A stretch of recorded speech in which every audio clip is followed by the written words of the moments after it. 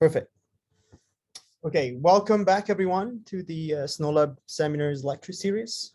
Today we have Dr. Jess McIver with us. Dr. Jess McIver is an assistant professor at the Department of Physics and Astronomy at the University of British Columbia and the Canada Research Chair in Gravitational Wave Astrophysics.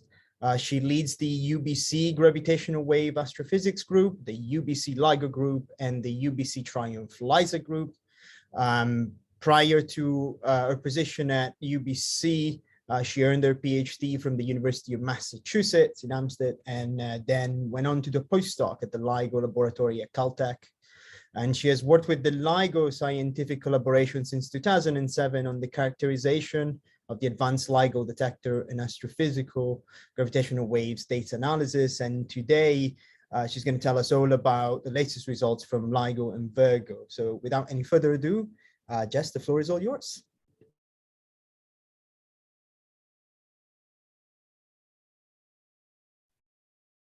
I think you're muted. Thank you. Yeah, we were just talking about that earlier, how tricky it is to still get used to Zoom after all this time. So it's great to be here. Thank you so much for having me. I do have some interesting results to share with you today.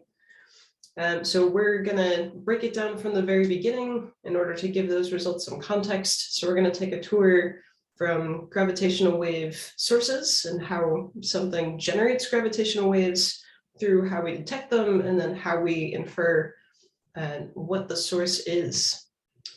So gravitational waves, many of you have probably already heard. So they are these very weakly interacting ripples in the fabric of space-time that propagate at the speed of light.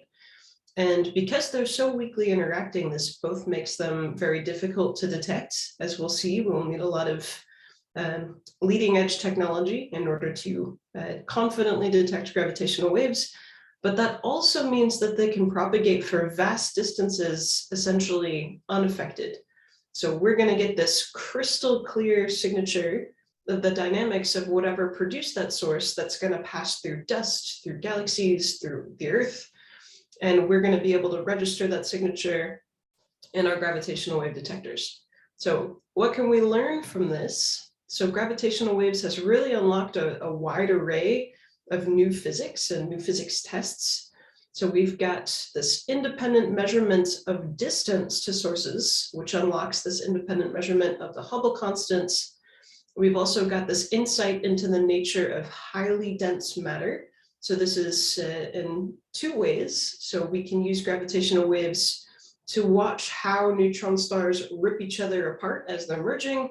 And also we can put really important constraints on the neutron star equation of state by looking for gravitational waves from spinning neutron stars in our own galaxy. So what kind of asymmetry can the structure of a neutron star support? We also have these novel tests of general relativity and these really extreme space-time curvatures, especially from these lower mass black holes. And then we're really starting to see also this census of stellar remnants across cosmic time. So we've only gotten up to about we only expect to get out to about a redshift of 2 or so with current generation ground-based detectors, but future experiments are going to let us see much, much beyond that. So gravitational waves. What makes a gravitational wave? And there are 3 things I want you to notice about this equation. So we've got the amplitude of space-time strain on the left-hand side here. So this is a function of time. And this is directly proportional to this quadrupole moment, the second time derivative of the quadrupole moment, which is also a function of time. So I require some asymmetry in the distribution of mass in the system and some acceleration. And the more mass that's in the system, and also the faster it's moving, the greater the amplitude of my signal. And this is why we're going to see later that we're able to see heavier mass black holes to much greater distances than we are neutron stars or lower mass black holes. And the second thing that you might notice is that this space-time strain is proportional to a very small number divided by a very, very big number. And already this is setting up an intuition that even if this quadrupole moment term is enormous, that my space-time strain is going to be very small. And we'll see that that is indeed true. And then the last thing I want you to notice is really key, which is that this amplitude is going to fall as 1 over the distance between the source and me, the observer. And if you're used to thinking about astrophysics with electromagnetic radiation or any experiment where you're counting flux, you're looking for your signal to pass through some area, there you'd expect your signal strength to go as 1 over r squared, whereas here we're going to be able to get this strength of our signal directly as 1 over r, and we'll actually be able to probe to really vast distances and get pretty accurate measurements of the masses of these systems.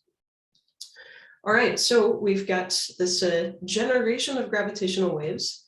So what does it look like if you've got a gravitational wave? Let's say we've got some system, maybe it's 2 black holes and they're orbiting each other in this semi-sinusoidal pattern. Let's say they've got some stable orbit we can approximate as a sine wave. So what this is going to look like if that gravitational wave is passing into or out of the plane of the screen is it's going to induce this relative stretching and squeezing.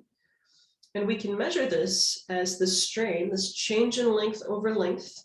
And we're going to measure this as relative change in length over length of different orthogonal distances. So let's say, for example, if I'm focused on this point here in the center, if I compare to the next point over, I can measure this relative change in the distance between those 2 points relative to, let's say, the distance between its neighbor in this orthogonal direction.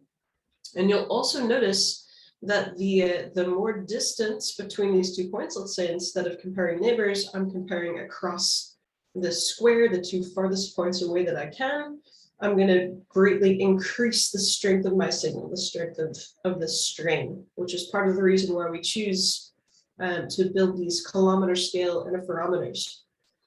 But it's this orthogonal motion, this relative stretching and squeezing that's going to motivate the shape of our detectors.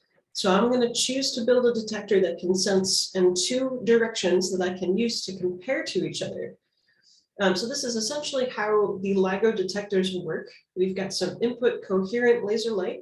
We shine that into the interferometer. This is split with a beam splitter, and 50% of it will follow in each one of those 2 orthogonal directions. And if there's no incident gravitational wave, so the length of these 2 orthogonal arms is static relative to the other arm, then we're not going to see any signal in our output photodiode. However, if we introduce a gravitational wave into the plane of the detector, we're going to see this induced relative change in distance. This is going to introduce a difference, a very small difference in the travel time of the light that's circulating in the arms. And we can measure that directly as a relative change in phase of the light. And this is the key signal that we're measuring at the output photodiode, and we can map that directly to the strain amplitude. This relative change in the phase and the 2 arms will give us this time series that encodes the dynamics of the system that produced it. And this is an example of the first detection, the Nobel Prize winning discovery back in 2015. All right, so let's say we've got this detector design. So we are going to need a network of them. So they're functioning more or less, you could think of them like microphones. They're sensitive to most of the sky, but with one detector, it's really difficult to tell the direction of any source. We're going to need triangulation. So each one of the 3 detectors that participated in the previous observing run, so this is the 3rd observing run that I'll be showing you results from, has the same basic shape. So we've still got this coherent laser light input into the interferometer. It's circulated in kilometer scale arms. And so for the LIGO detectors, the 2 LIGO detectors in the US, these are 4 kilometer long arms. And for the Virgo detector in Italy, they're 3 kilometer long arms. And then I also want to mention some of our really key partners here. So we've got the Cobra Detector, this underground cryogenic detector in Japan that's pioneering this really important cryogenic technology that we're going to need for next generation detectors. There's LIGO India, which will be another 4 kilometer LIGO detector that we hope to come online sometime in about the middle of the decade. And then we've also got GEO 600, which is a 600 meter interferometer that's really pioneered a lot of the fundamental technologies that make LIGO and Virgo work. But it's this network of 3 that we're going to see are contributing to the results that we see later on. So the 2 LIGO detectors in the US and Virgo in Italy. Well, let's say I've got my detector network, so I'm well set up to analyze my data. So how do I find a gravitational wave in my, as we'll see, pretty noisy detector data? So what we can do is, because we know that the signal is weakly interacting, we know that we expect it to travel to us essentially unaltered, we can leverage that fact and employ this really powerful technique of matched filtering. So we can use numerical relativity and general relativity approximations to model more or less exactly what that signal morphology should look like, depending on the masses and the spins of those 2 objects that are merging. So for example, let's say we've got 2 black holes that are orbiting each other, and these could be 2 neutron stars, any 2 compact objects that are orbiting each other. We expect from general relativity that they're going to be radiating away gravitational waves as they're orbiting each other. This is going to spin the orbit closer and closer together. So we expect that increase in frequency until they merge and then ring down like jello. And all mergers are going to have roughly about the same form. And exactly what the phase, the time frequency evolution of the signal looks like, depends on each one of those 2 masses and the component of their spin that's aligned with the orbital angular momentum. We call this chi, or chi effective. So what we're going to do is we're going to populate what we call a template bank, and it's going to span all the different masses and spins that we think our detectors are going to be sensitive to. And this is how we structure it. So we've got what we call the primary mass, which we define to be the heavier of the 2 objects in the system, and the secondary mass. And we're going to populate it from roughly the bottom of what we expect a neutron star mass to be, so roughly about a solar mass, all the way up to this intermediate mass black hole space, where we've got this, this edge here that you see that's constrained largely by this low frequency seismic noise that we're going to see later. This is what's giving us this shelf here. And each one of these points that you see, so there's over 1 million points in this template bank now, corresponds to a waveform that has roughly this shape, where again, we're going to get these subtle differences in the waveform depending on the different masses and spins, and we're going to populate it such that we've got what we call complete coverage, so that any distance between these 2 points in this parameter space is going to give us less than 3% or so of a difference between that waveform. And we can also make some smart choices in terms of how many waveforms we need to use to compute by limiting the spin of those that are consistent with the neutron stars to be spinning within the same range that we see neutron stars that are in binaries that are going to spin down within a Hubble time within our own Milky Way. So we can greatly reduce the number of templates that we need to analyze our data. But okay, let's say we've got our template bank. Let's say we understand it pretty well. So our next task is for each one of those waveforms in our template bank that again look roughly like this. What we're going to do is we're going to compare each one to our noisy data. So we've got an example of this on the right here. So this is data amplitude, so space-time strain amplitude on the y-axis versus time. And we've got this noisy signal or this very weak signal buried in this detector noise here in blue. And what we're going to do is we're going to drag our templates over our data, and we're going to compute the inner product between our templates and our data. And this is going to make this cross correlation function, which we're going to translate into a signal to noise ratio. So you might notice that even if there are small differences between our templates and the signal, if there is a match, we're going to get a spike in this cross correlation function, and this is what we would call a trigger. So let's say we've computed this, we've got a trigger for some templates, and usually what will happen is that especially a strong signal is going to do what we call a ring up a whole bunch of templates in that template bank. But let's say we've got a trigger, and now our job is to figure out how significant is this trigger. So if we've got a candidate event, we want to calculate how likely is it that some chance manifestation of noise is going to produce an equivalent trigger. So here's an example. So we've got this network signal to noise ratio. So this is the same cross correlation we've just computed and I'm going to take the quadrature sum across my network of detectors. So I've done that cross correlation for each detector in my network. And then this is the quadrature sum. And this dashed line in blue is showing you the real network SNR for the second ever binary black hole detection by LIGO, so 15/12/26. And now what I want to do is I want to compare that to my noise background. And this is a tricky step because, as we're going to see later, so LIGO noise is non-stationary, non-Gaussian, very ill-behaved, nearly impossible to model. So what we do to generate these background curves that you see here, so examples in reds and gray, is we actually estimate this empirically. So we're going to take a time series of triggers. So each one of these lines here is for each one of the detectors in my network. And the X's are triggers due to glitches or noise in my detectors, and the stars are real signals. So if I shift in time, this time series of triggers, by more than the travel time between the detectors in my network, the gravitational wave travel time, which is again the speed of light, so this is roughly about 10 milliseconds. Now, when I recompute those coincident events, any coincidence that I get must necessarily be due to noise because I've spread out my real events too far. So I can do this again and again. I can compare every part of an observing run to every other part. And this is how we build up these background curves. And you'll notice that this is rate of events, and we have these measured rates that are much lower than 1. And this is how we build those up, those statistics. So you can see for these two examples, so this is the real measured background distribution if we don't pay attention at all to what our detectors are doing. If we just assume that any time is equivalent to any other time, we find that our candidate event is actually not that statistically significant. We're not that confident that this is a true astrophysical signal.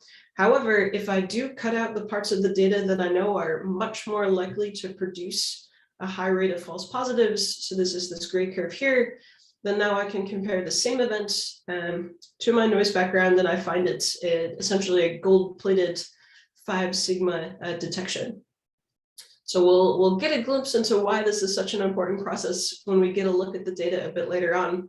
But let's say that we're convinced now that we've got this significant candidate. So this is very likely to be a real signal, very unlikely that the noise in the detectors could have produced this event. So our next job is to try to infer what it is. So we're going to get a sense of this here. So I've got some whitened time series data from one of the detectors in my network. That's here in blue. And I've got my strain amplitude on the y-axis versus time. And then I've got this model here in orange. And what I'm going to do is I'm going to evolve the mass of the model. And this is going to change the phase of the model. And I'm going to align my model with my data in phase until I've got a good estimate of the mass. And then remembering back to this first equation that we saw, once I know what the mass is, once I know what that quadrupole moment should be, GR predicts what the amplitude should be at some distance away. So I can actually directly scale that model to my data and get that direct estimate of the distance. So let's see what this looks like. So here we're going to evolve in phase. So we're changing the mass of the system until we've got a good match with our data in phase. And then once we have that estimate of the masses, we can directly scale the amplitude of the signal until we get this estimate of the distance. And then the last thing we're going to do is apply the same whitening filter, and we've got overall a very good match. So this is sort of a rough cartoonish sense of the way the process works. It's not so simple in practice. So we do use a fully Bayesian procedure to marginalize over 18 different source properties. So masses, spins, location in the sky, orientation. And the way that we do this is that we have a model for our data that says that the data is the sum of the signal. So the signal is seen through the lens of my detector network in terms of relative time of arrival or relative amplitude, plus my detector noise. And we make a really key assumption here when we do this. So when we're structuring this likelihood, we have this expectation that if I subtract this signal from my data, that I'm going to be left with this noise that's consistent with Gaussian noise. And we're going to see later on that this is not a good assumption, and we actually work really hard to make this true by manipulating our data even when we have really key examples where it's not true. But here are some examples of results. So what you're seeing here are what we call posteriors, or the probability that each one of these gravitational wave candidates has some particular value, where here the two values are the primary mass, or the mass of that heavier object, and the secondary mass. So we call these violin plots. You're seeing the relative probability that the system has this particular value. And we can also do something with spin. So let's walk through how to read one of these spin plots. So we've got the left hemisphere here. So this is the spin that's associated with this primary mass object. So spin 1, and then spin 2 is the secondary, or the less heavy. And you can see it's a lot harder to make any inferences about the spin there. And we've got both the amplitude, where 0 is not spinning at all, and 1 is maximally spinning. And then also the angle is telling you the difference in tilt between something that's aligned with the orbital angular momentum of the system and something that's anti-aligned. So from 0 to 180. So we can glean quite a lot of information from this Bayesian inference, and this is only going to get more powerful as our detector sensitivity improves and our signal fidelity gets better and better. So what have we learned from this so far? So here are some of these masses. So these include candidates from the first half of the most recent observing run. And let's put those in context in terms of what we're learning. So what you're looking at here, so this y-axis is mass and solar masses. The x-axis has absolutely no meaning whatsoever. It's just to try to fit everything in a nice looking way on the page here. But the colors do. So each one of these yellow dots is the mass of a neutron star that was estimated with electromagnetic radiation. And the orange dots are the masses of neutron stars estimated with gravitational waves. Purple dots are black holes with masses estimated with electromagnetic radiation. So this is usually X-ray binaries. And then each one of these blue dots is a black hole with mass estimated with gravitational waves. And again, for the gravitational wave sources, you always expect them to come in triples. You've got the two components and then that final object. So what we're already starting to see, even just from the first half of the latest observing run, is that gravitational waves are revealing this population of heavier stellar remnants, of these heavier stellar mass black holes that were totally inaccessible to us with electromagnetic radiation. And what's not obvious from this plot is that these objects are also much, much more distant. So let's add another axis to this plot. So here again, we've got the same y-axis, which is mass and solar masses, but now we've added this element of distance. So here, purple dots are neutron star masses with electromagnetic radiation estimates. Green are black hole masses with electromagnetic radiation. And you'll notice that the majority of these are contained within the Milky Way or just beyond. Whereas for masses estimated with gravitational waves, which again, you're going to see here in triples, even for neutron stars, these are well beyond the edge of our own galaxy and all the way out to about 6 gigaparsecs for the most distant detected source. So we're probing this much, much more distant population of stellar remnants with gravitational waves. And this brings me to the latest results. So I'm going to tell you about a catalog that was just released this past fall. So this was, again, data from LIGO and Virgo. And the second half of the run spanned from November 2019 to March 2020. So we had to end just a bit early due to the pandemic.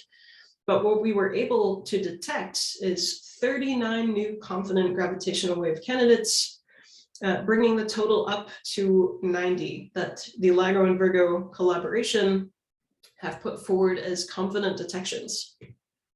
So now here, what does this stellar graveyard plot look like? So it's starting to look a bit like a Pac-Man plot, where it's just tough to fit everything on one page, which is a nice problem to have. But here again, we've got this y-axis is mass and solar masses. And again, the x-axis doesn't really mean anything at all. But now you can see that gravitational waves are really coming to dominate what we know about the masses of stellar remnants. So we've entered this new era of observation-driven astrophysics with black holes. And this is being led now by gravitational waves. So what can we learn from this information? So let's say we've got the census of stellar remnants. So we can get a lot of insight into how these binaries form. So it's not a straightforward thing to think about how you're going to get two stellar remnants, whether those are neutron stars or black holes, close enough together to radiate away gravitational waves and merge within a Hubble time. So they have to start really pretty close together. But there are two major ways that you might see of doing this. So one is this isolated evolution, where they are born together as stars, they evolve into black holes in the same binary, and something, some process, so maybe this common envelope, as one or the other is a red giant, reduces the separation of the orbits until by the time they are both stellar remnants, that binary is very tight, and tight enough that it would merge within a Hubble time. And the cues that we might look for such a system is that it's going to tend to have aligned spin. So each one of those two black holes or neutron stars are going to tend to have spin that's aligned with the orbital angular momentum of the system, modulo supernova kicks. Whereas, let's say another formation channel is that you've got some kind of a dense system, maybe a globular cluster, and you've got stellar remnants that are captured with very, very close passes. So in this case, if you've got a binary that's captured after the two objects have already been formed into stellar remnants, now you don't expect aligned spin, you expect this isotropic distribution of spin. So misalignment, we can also look for this phenomenon as waveform precession in the signal, but you might also expect to see some other signatures. So maybe if there's something we call a hierarchical merger, where one of these two objects is itself the product of a previous merger, which is certainly possible if you've got a very dense system. You might expect to see that signature in the mass, and you might also potentially expect to see a little bit of eccentricity. So for systems that are evolving over a very long time, you'd expect them to circularize as they're radiating away gravitational waves, but for close captures, we might potentially expect to see some eccentricity in these systems. So let me show you especially the signature of spin, where we are in some of these recent measurements. So here are 6 interesting events. And what I want you to notice is that even when we can do a pretty good job of constraining what the amplitude of the spin is, it's really pretty difficult still for us to constrain the tilt. So what direction it's spinning relative to the orbital angular momentum, which is a really key signature of these formation channels. So this is something we really expect to be able to improve as we push down that detector noise and increase the signal to noise ratio of our sources. And we also expect to be able to do better with this lower mass components in future measurements as well. So already we're learning, and we're able to start making some of these inferences, but this is going to be a much more powerful tool for next generation observations. And something else I can show you is for masses, what are these trends that we're starting to see? So here we've got the primary mass versus secondary mass of detected gravitational wave signals. And we've got some lines here that are meant to indicate the mass ratio. And you can see that the vast majority of signals are lying pretty close to this equal mass ratio. But we've also got this population that's diverging from it. So we're starting to see some patterns, some distinctions that may have implications in terms of how these systems are forming. And the last thing that I want to share with you is these inferred merger rates. So we've detected enough binary black hole signals that we've got a fairly accurate sense now of what the true rate of mergers is. So this is normalized to gigaparsecs cubed per year. And then you'll notice that there's much, much more uncertainty for neutron star black hole mergers and also binary neutron stars, which have the most uncertainty. And but you might be wondering, so these upper limits here are much, much bigger than binary black holes. And you may remember that one of the first things we said is that the amplitude of the gravitational wave signal is going to scale with that mass. So especially the total mass of the system, we're going to expect to detect this, let's say a 100 solar mass black hole, maybe 2 orders of magnitudes more distance in terms of the horizon of the detectors than binary neutron stars. And we've got to wrap that up in these estimates and account for that selection effect when we're deriving these results.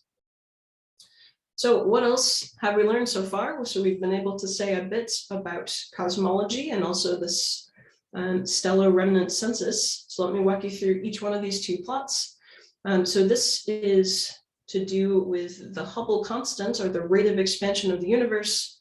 And for reference, we've got this pink line with the lighter color is indicating the uncertainty in this measured value of the Hubble constant. So this is this cosmic microwave background measurements made at very distant redshifts. And then also this Planck measurement made with type 1a supernovae, so a much closer redshift to Earth. But these 2 measurements do not agree, so this does include the error bars.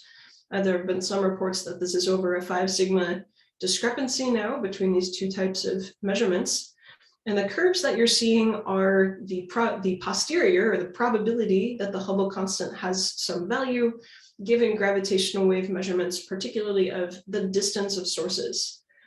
So this black measurement here, so this is the inference we can make using just the one single measurement of the distance of the binary neutron star merger from 2017. And the redshift of that well-localized host galaxy.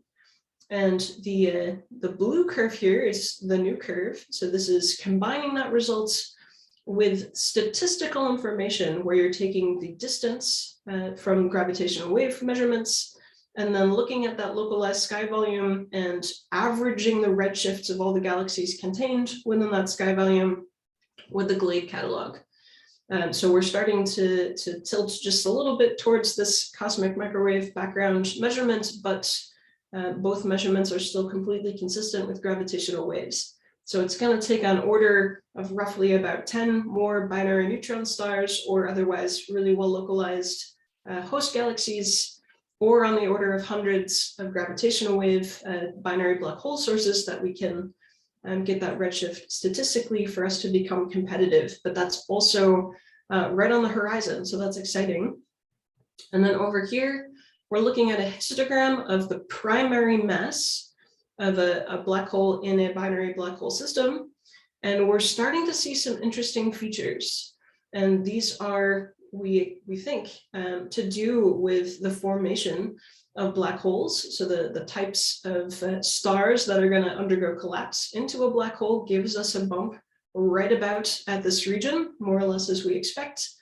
And this is really neat because as we chart what the mass distribution of black holes truly is, we might start to be able to do this mass spectroscopy, where we can then look for shifts in these bumps as a function of redshift and get that independent redshift measurement from gravitational waves as well. So that's also something really neat for future experiments. All right, so you may be wondering, how do we do all this? So what's the technology that makes this happen? So what we're going to do next is take a tour of one of the detectors. So we're going to start with LIGO Inferred. And this station right here is actually only 2 kilometers. So the detector arms are twice again as long. And what we're going to do is we're going to follow the path of the laser beam through the detectors and just get a sense of the instrumentation and what it takes to make this measurements, just a bit of a flavor. So we're going to start with the input laser. It's called the pre-stabilized laser, or the PSL. That gets steered into this 3-optic cavity in this pink-purple color. This is called the input mode cleaner. And what it does is it selects for this fundamental Gaussian spatial beam profile. And the beam is next steered into this 3-optic cavity in this lime yellow color. This is the power recycling cavity. And what it will do is recycle the light that exits the beam splitter. But for now, it's going to travel straight to the beam splitter. And then we're going to see this light split 50-50 in each one of those orthogonal directions, exactly as we saw in our basic Michelson picture. So now we're going to zoom way out and see the benefits of lining each end of the arm with a parallel optic. So this is called a Fabry-Perot cavity. And what it does is it allows us to cycle this light, cycle the power in the arms up by a factor of about 300. And we'll zoom all the way out to an end station now to get a look at the optics. So the optics are fairly large. They weigh about 90 pounds. They support a 6 centimeter beam radius. They're this big or so. And you can see that they're suspended by these very thin fibers. So those thin glass fibers help us to keep the thermal noise of those test masses down. And as this light finishes its journey in each one of these two arms, so it passes back to the beam splitter, and 50% will be recycled in the power recycling cavity, 50% travels to the signal recycling cavity, which serves a similar purpose. And then finally, it will be steered to this bow tie cavity in pink here, this output mode cleaner, which will also clean the beam, and then to our photodiode. So this is the output for the detector. So let's see what it looks like when we have a gravitational wave incident on the plane of the detector. We get this relative stretching and squeezing, which is greatly exaggerated here for this picture. But what we expect to see is that this relative change in phase between the two arms is picked up as this essentially this amplitude signal at our photodiode. And this is again this time series of the very first detection at LIGO Inferred. So I want to tell you a little bit about the technology that goes into doing this. So here we've got a noise curve for one of the LIGO detectors. So this is taken from LIGO Livingston. And we've got strain noise amplitudes on the y-axis and frequency now on the x-axis. And there are three major regimes that contribute to this fundamental limitation of detector noise. So down at the lowest frequencies, so this is driven mostly by seismic noise. And this is an incredible advance over previous versions of the LIGO detectors. So initial LIGO and enhanced LIGO, which have been running since 2001 and weren't detecting signals. So through this technology, this active seismic isolation, we've been able to push down our noise, roughly about 50 hertz, by many orders of magnitude. So this is responsible for this seemingly otherwise binary shift in no signals to as many signals as we have. But I'll walk you through a bit of how it works. So essentially what we want to do is measure the ground motion, so the movement of the ground, project how this will impact the movement of the infrastructure that's supporting the optics, and actually push on that infrastructure actively to cancel out the motion, sort of like your noise canceling headphones would work. So at higher frequencies, we're right now currently what we call quantum limited. So this is dominated by photon shot noise. So we're essentially in the business of counting photons at our photodiode readout. And as with any counting experiment, your noise is going to go as 1 over the square root of what you're counting.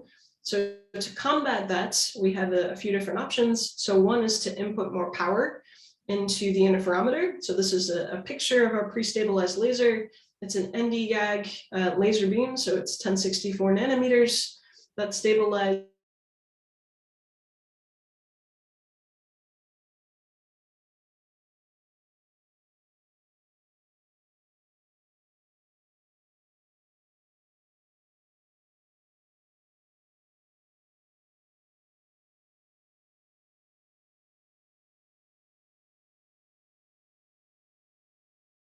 Sensitivity to very nearly a megawatt of power that's cycling in the arms.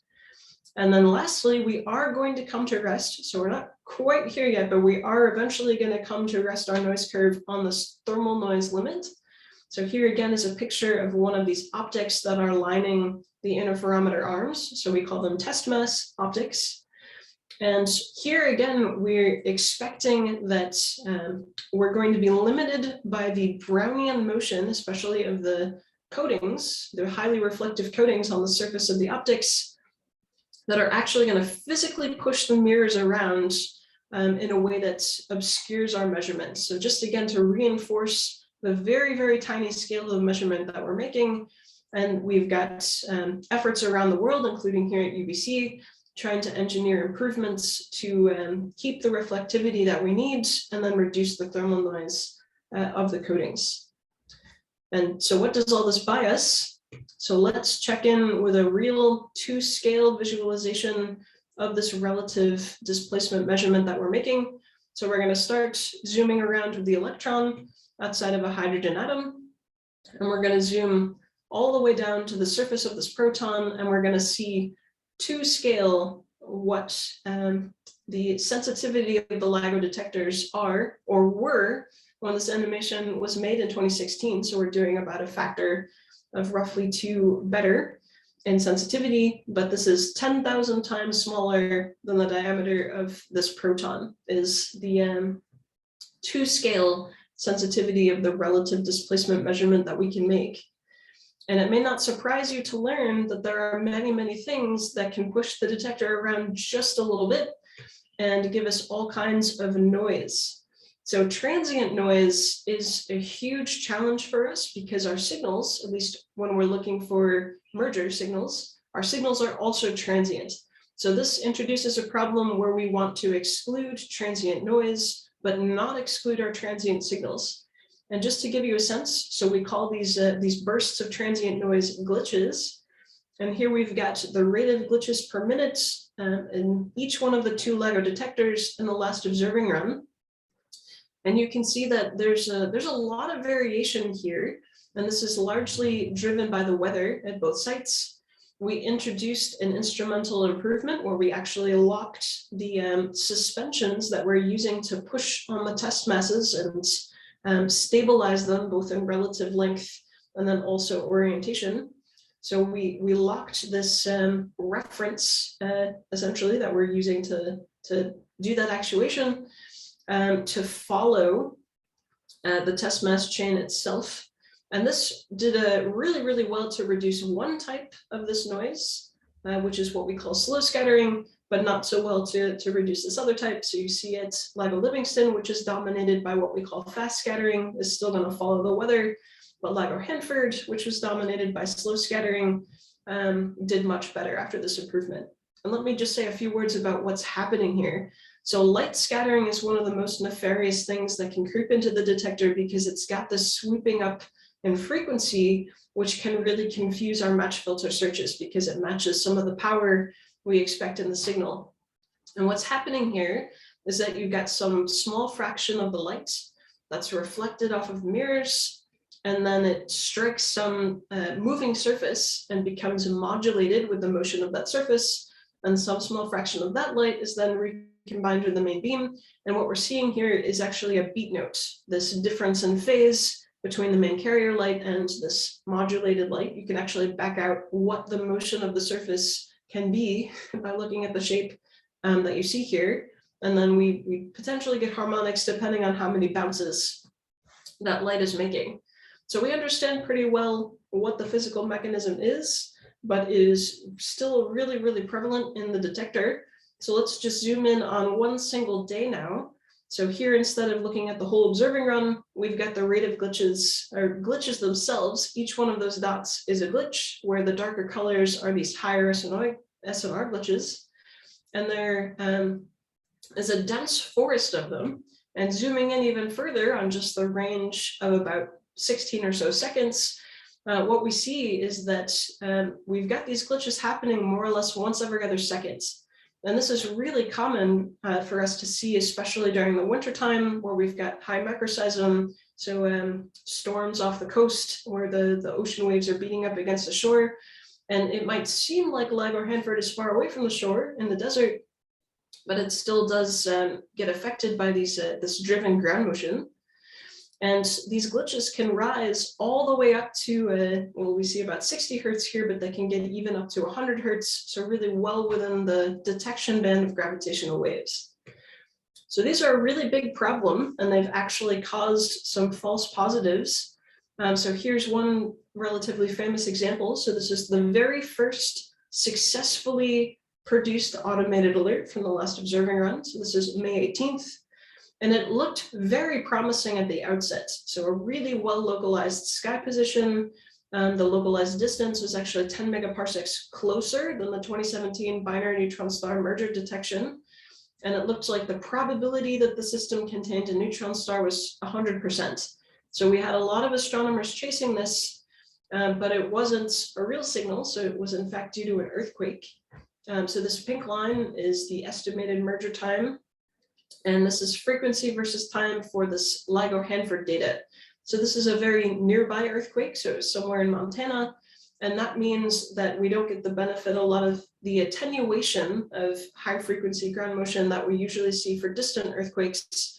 So this rung up the ground very close to the detector, made an enormous amount of noise over a long period, which is really tricky for the searches to deal with in terms of accurately estimating the background of noise. So something that my group has been working on is machine learning methods to better distinguish between real events and these false alarms. So here are again some examples of events that were retracted by the collaboration. But even with those retractions, we were starting to see astronomers following them up well before the retraction was issued. So in both of these cases. And then we've also got these unretracted events where the collaboration will essentially say, okay, well, this is a very high probability of being a terrestrial event. So we're not going to issue a retraction because that information is a good reflection of our understanding of the reality. So this convolutional neural net actually uses that SkyMap information, which encodes the coherence of the signal across the detector network to help distinguish between those false positives and these real signals. So its performance is really quite good. So it's got a more than 50% improvement over the retraction rate in the last observing run, and also correctly identified the 6 unretracted noise events as noise. So this is something we're working on implementing for the next observing run that we're really excited about. What can we expect over time? So something that I want to draw your attention to here for the first 3 observing runs for LIGO-Virgo. So this is the rate of confirmed or candidate events over days. And then this is the steady march of improvements in the detector sensitivity over time. And notice how a really small, relatively subtle change, especially between O2 and O3, this not even factor of 2 improvements at these higher frequencies, can result in a huge change in rate. So this is because although our horizon scales more or less directly with the sensitivity, what it's really doing is getting us this cubed sensitivity in volume. And what can we expect for future runs? So right now, we're currently anticipating the start of the run will happen in December of this year. And we're going to go, we expect, from this sensitivity here in red. So this is for LIGO-Hanford, where we had this confident signal detection of a little bit more than 1 per week. And then if we meet our sensitivity goals of roughly about a factor of 2, a little bit less than that, we're going to get to this gray curve here for the next observing run. So this would give us, we expect, roughly a signal per day. And this is a gold-plated confidence high signal to noise ratio detection. So we're going to get a torrent of these new events and also those lower SNR candidates as well. So what else might we expect to find with our current detectors? So we've got quite a few detections now in this parameter space, where the y-axis here is our understanding of the model of the source, where we've got these lower mass merging sources that are very, very well modeled, very well understood. And then we've got sources below, like eccentric binary black holes or core collapse supernovae that are less well modeled. And then we also go from the duration of the signal in the band of our detectors, so from milliseconds up to sources that are fairly continuous. So spinning neutron stars in our own galaxy that have got some small asymmetry, and then also potentially some kind of stochastic background of gravitational waves, some remnants of echoes from the Big Bang. And maybe the most exciting of all is something that we're not expecting. So still a lot of discovery space for current generation detectors. And then even beyond that, thinking about the next generation of detectors, the current proposal is to take these 4-kilometer detectors, which is a very, very small, almost invisible on this map, space. So this is where LIGO-Hanford is, just a bit south of where I am in Vancouver. It's about a 5-hour drive. Once we can finally get over the border, I'm looking forward to going there. But the proposal for next generation is to take this and expand it by a factor of 10. So now we've got detector arms that are on the scale of the distance between cities. And what this would buy us is a much, much greater horizon. So here we are at Earth. So the Earth is in the center of this plot. And we've got this expected horizon for this last observing run here in this blue dashed line, this light blue dashed line. And if we were to build these detectors, we would be able to sense essentially all of the astrophysical mergers plotted here. So these are binary black hole mergers in these gray dots and binary neutron star mergers in these yellow dots. And it's called the Cosmic Explorer because we would be able to see all the way back to the dawn of cosmic time. So before, or earlier even than the formation of the first astronomical objects. So here we are in the present day. Here we see the maximum expected redshifts of current or near future experiments here in green.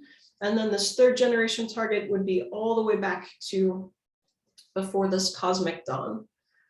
And this is for ground-based detectors. There's also a lot of excitement about space-based detectors. So LISA, the laser interferometer space antenna, would take that 40-kilometer baseline and make it 2.5 million kilometers in baseline.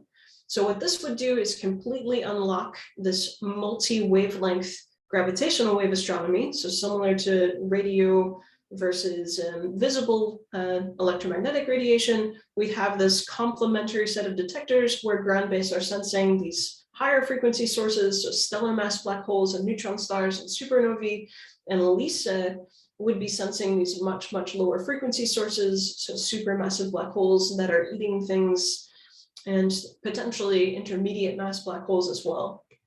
So this is the discovery space of LISA. So we've got this characteristic gravitational wave strain here versus frequency, where you see that the LISA sensitivity curve follows more or less the same shape as ground-based detectors. So it's driven by the same principles where you've got this uncertainty in the physical difference in those two ends of each one of the arms, and then also this quantum noise here. But let's walk through what some of these are. So we've got the tail beginnings of sources that we would expect to then later merge within the ground-based detector range. We've got supermassive black holes ranging all the way to 10 to the 7 and beyond that we would be able to see with LISA for years. We would be able to get an exquisite signal to noise ratio that would allow us to do these really exceptional tests of general relativity.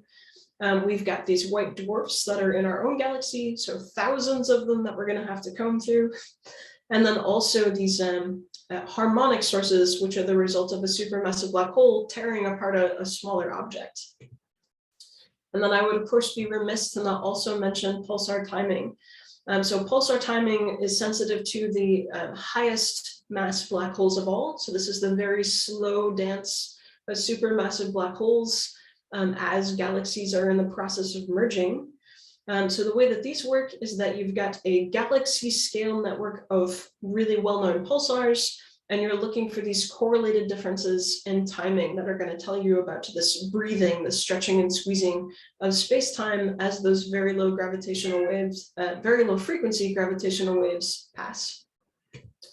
And here's a snapshot of future prospects with gravitational wave experiments. So we've got ground-based gravitational waves here, space-based, and then a lot of really exciting electromagnetic observatories and experiments, so gamma rays, ground-based visual and nearby wavelengths, and then also space-based, and then also radio. So it's a really exciting time to be looking at multi-messenger astronomy with gravitational waves.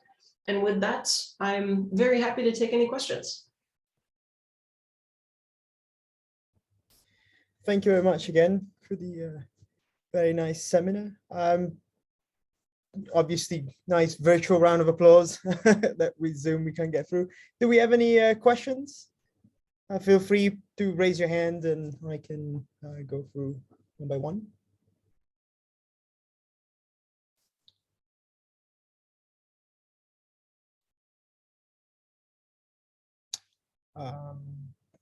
First is Boris, please. Hi, that was a great talk. Thanks. My question is about how do you account for rotation and orbit of the Earth around the sun? Is it just insignificant in comparison to the amount of time that it takes for the actual signal to be detected?